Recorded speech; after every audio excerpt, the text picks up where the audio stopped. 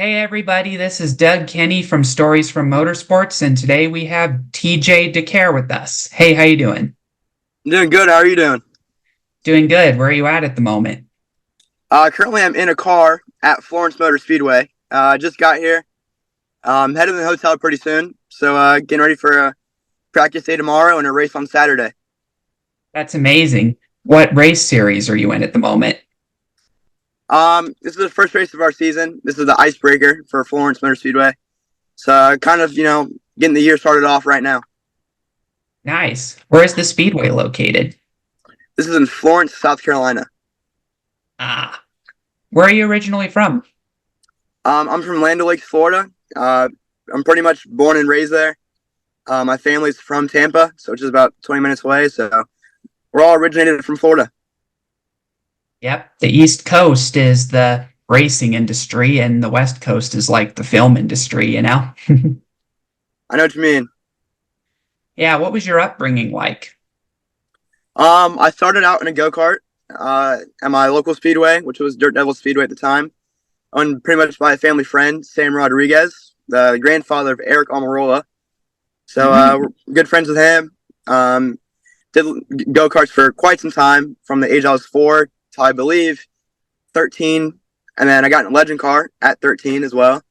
I ran there for about 2.5 years on pavement, and then won the Young Lions National Championship in 2022 at Las Vegas. And then I made the transition to a pro late model. Ran with Buggy Pletcher in the Carolina Pro Late Model Series for a little bit. Ran some car store stuff with him as well last year.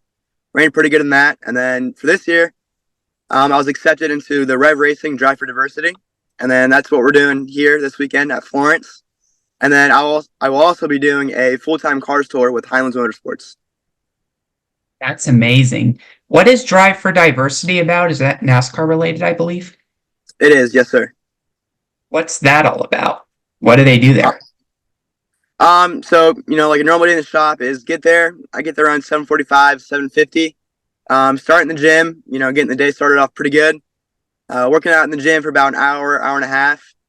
Like CrossFit. I mean, it's tough. It kicks my butt every day. Breeze does a great job training all of us. And then after that, we either have meetings or, kind of some free time for a little bit. That could either be going in the shop, going in the simulators, or, just researching for what you're racing about next. And then about 12 o'clock to 1 is lunchtime. And then after lunch, you get back. And then the past 2 days, we got a new simulator at Rev Racing. So all the kids have been doing time trials against each other, with whatever car you can think of. So that's been a lot of fun. But normally we'd be going in the shop, learning about our cars, trying to learn. Recently, I've been learning how to TIG weld a little bit with Mark Green. So that's been quite the experience. Is Mark Green the brother of David Green and Jeff Green? Yes, he is. That's amazing. Yeah, it's pretty awesome. It's funny how David Green, before he became more of a Bush champion and, all that, and all those wins he got, it's amazing and a little interesting that he was first notable for capitalizing on Mark Martin's mistake. Remember reading Yeah, about that? I don't remember reading of that actually, but I'll read into it after this. Yeah, it was in the 1990s. I think Martin was leading at Bristol and had one lap away from winning under a caution, but he came onto pit road too soon and it allowed David Green to win the race. I'd be pretty upset if I came down pit road a little bit too early. Yeah, Martin was such a good sport afterwards. I remember seeing David Green's interview and he was like, I don't know what happened, Mark. A tough way to win, but I'll take it. And then Martin he was such a good sport afterwards. He just said, I just messed up. I you mean, know? that's the best way to approach some of those things. Just kind of you know, like a loops. Like it happens to everyone, and just got to learn from it for the next weekend. Yeah. So the Drive for Diversity is basically a school then for getting into NASCAR? More of an academy. You learn, you do school there. I mean, it's racing. You're around some great people: Matt Booker, John Carroll. Like I said, Mark Green. Excuse me, Bobby Gill. He's in the back. He does a great job. I know you know Bobby Gill. He's the man back in the day. So You're Yep. surrounded by great people, so you learn a lot. Not even really realizing you're learning a lot, but you learn a lot, and you just got to be a sponge and soak it all in. What are your ambitions for racing? Are you hoping to go into NASCAR, open wheel, or what?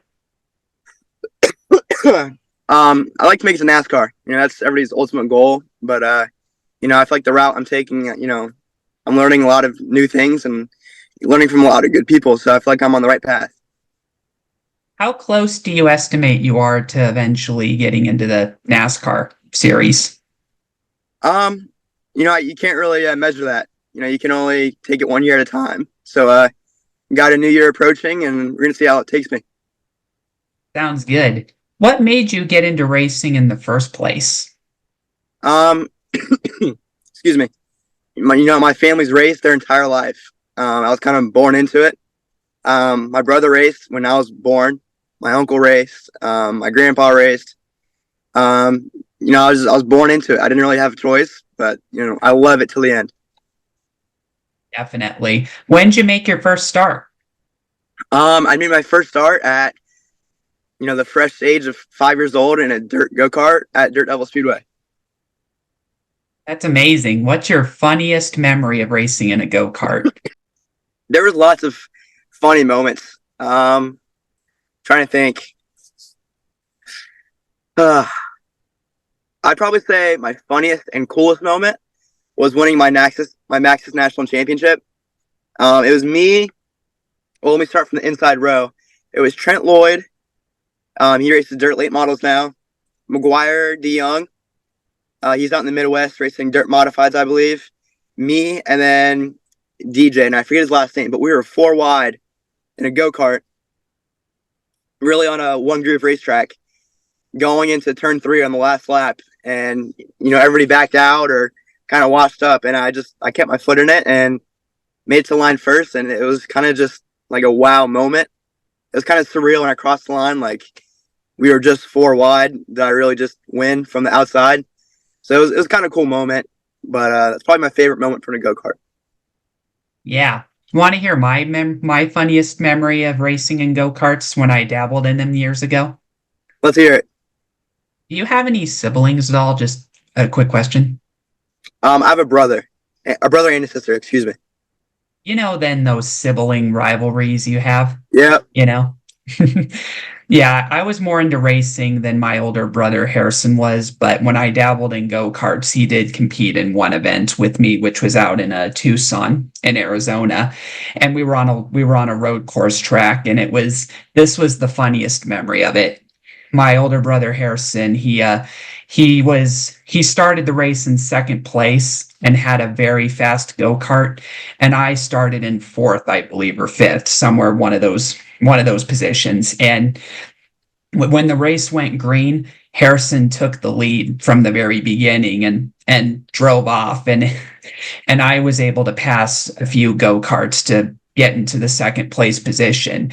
But by that point, he was already very far ahead. And so by the time that a couple laps went by, I had a feeling that the race was going to come down to me and him. But he was pretty strong.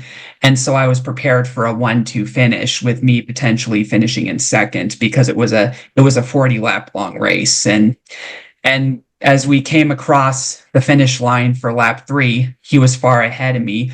But then coming back around by, he broke apart, and his car ended up breaking, and his go-kart ended up breaking down, and he slowed down to a stop in turn 1. And when I realized what happened, I felt really bad for him, but yeah, as I drove past him, I just waved like to say goodbye, you know. And I saw him as I went past him, I saw him hit the steering wheel in frustration, but I just went by and just waved to him, and then I went on to win. But I couldn't help but feel bad for him afterwards.